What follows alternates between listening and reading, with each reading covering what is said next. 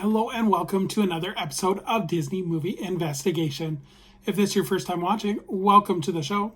In each episode, we take a look at a movie that is featured on Disney+. On this episode, we are going to be starting a film series as we take a look at the X-Men films. So what better place to start is the original X-Men released in 2000. And if you are enjoying these videos, I do ask that you please hit that subscribe button. That way you'll be notified with each new episode. But for now, sit back and enjoy this episode of Disney Movie Investigation. So like I said, today we are covering X-Men. This movie was released on July 12th, 2000. It was directed by Bryan Singer. It is based on the X-Men comics by Stan Lee and Jack Kirby. The screenplay was by David Hayter. The production companies were 20th Century Fox, Marvel Entertainment Group, The Donner's Company, and Bad Hat Harry Productions. It was distributed by 20th Century Fox. The budget was $75 million, and it did a box office return of $296.3 million. But let's take a look at the production. So Marvel Comics writers Jerry Conway and Roy Thomas had written an X-Men screenplay in 1984 with the idea of Orion Pictures screening the film rights, or securing the film rights. Development had stalled, however, when Orion had started experiencing financial troubles and declared bankruptcy. Throughout 1989 and 1990, Stan Lee and Chris Claremont would have discussions with Carloco Pictures for an X-Men film with James Cameron as executive producer and Catherine Bigelow as the director. The casting for this version would be under consideration would be Bob Hoskins as Wolverine and Angela Bassett as Storm. The deal, however, would fall apart when Carloco as well filed for bankruptcy, and James Cameron's interest would decline as he was more interested in doing a Spider-Man film. So after the success, though, of X-Men, the animated series, Fox was interested in bringing the Band of Mutants to the big screen, and they hired Andrew Ken Walker to write the script for this screenplay. Walker's drafts focused on Professor X recruiting Wolverine to join the X-Men, with appearances from Cyclops, Storm, Ben Beast, and Warren Worthington III.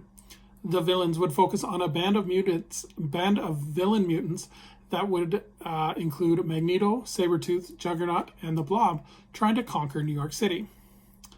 Laeta Kalagrodas was brought in to rewrite the script in 1995, and her story focused on Magneto turning Manhattan into a mutant homeland.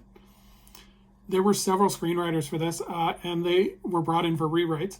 Some of these included Michael Chabon, Ed Solomon, John Logan, and James Shamakis. Director Bryan Singer would be brought on board after the success of The Usual Suspects. However, the movie was put on pause after the disaster of Batman and Robin, but was quickly pushed into greenlight after Blade had become a success. The movie was originally scheduled to come out in Christmas of 2000, but because Minority Report had been delayed, Fox had pushed X-Men to the summer blockbuster season. Filming for the movie occurred in Toronto and Hamilton, and Singer initially approached John Williams to do the score, but he turned it down because of scheduling conflicts. John Ottoman was approached to do the score, but when the film was pushed up to the new release date, Ottoman had to turn it down as he had already been contracted to do the score for Urban Legends 2, The Final Cut. Michael Carmen was the one who was eventually brought in to do the score. So this movie also has some interesting casting notes. For Wolverine, Glenn Danzig was invited to audition, but he declined because of scheduling conflicts with his band.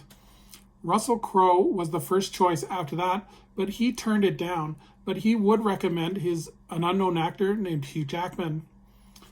However, before that happened, Viggo Mortensen was also offered the role, but he turned it down based on advice from his son. Doug Ray Scott, was offered and accepted, but unfortunately had to decline the role after scheduling conflicts with Mission Impossible 2. Hugh Jackman would eventually be brought in, but he was in very late as production had already been started for filming, and he was brought in 3 weeks into production. Michael Jackson was campaigning very heavily to be brought in as Professor X, but the producers or the director, Bryan Singer, never gave this any serious consideration. Jim Caviezel was originally cast as Cyclops, but also had to drop out because of scheduling conflicts with Frequency. Rachel Lee Cook was offered the role of Rogue, but she turned it down. She has since stated that she has regretted this decision. Charlize Theron was offered the role of Jean Grey, but she as well turned it down. So let's take a look at the cast we did get. So Patrick Stewart is Charles Xavier, aka Professor X. Hugh Jackman is Logan, aka Wolverine. Ian McKellen is Eric Lensher, aka Magneto. Halle Berry as Otto Monroe, aka Storm. James Marsden as Scott Summers, aka Cyclops. Bruce Davidson as Senator Robert Kelly. Rebecca Romaine as Mystique. Ray Park as Toad. And Anna Paquin as Marie, aka Rogue.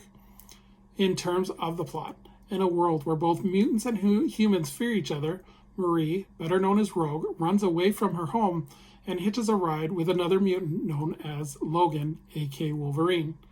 Professor Charles Xavier, who owns a school for young mutants, sends Cyclops and Storm to bring them back before it is too late. Magneto, who believes a war is approaching, has an evil plan in mind and needs young Rogue to help him.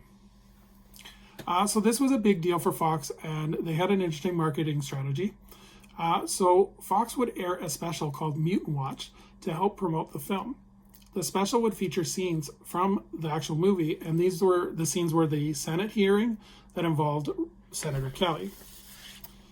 Marvel Comics would also chip into the marketing, as they would publish a prequel comic called X-Men Beginnings, and these told the backstories of Magneto, Rogue, and Wolverine.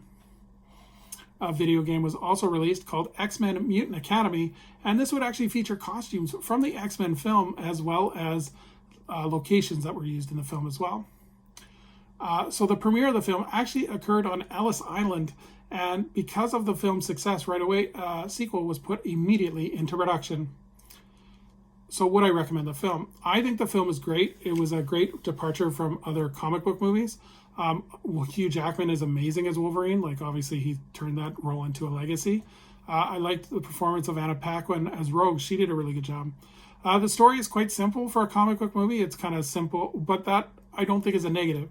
I think it's a positive, because you had these big epic movies prior to this with like Batman and Blade. This was kind of a nice, simple comic book movie that everyone could relate to. And if you didn't know anything about X-Men, you were still able to follow the story. So this is one I definitely recommend. I think it's a great start for anyone that's looking into getting into the Marvel movies as well. So thank you so much for joining us here on Disney Movie Investigation. I would invite anyone to please leave a comment on what they think of the original X-Men. And as we look forward to our next episode, we're going to be starting a series of Halloween movies. As we take a look our first movie for Halloween, we're going to be looking at The Black Cauldron.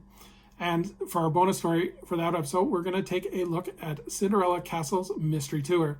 So until next time, I hope you have a magical day, and we will see you real soon.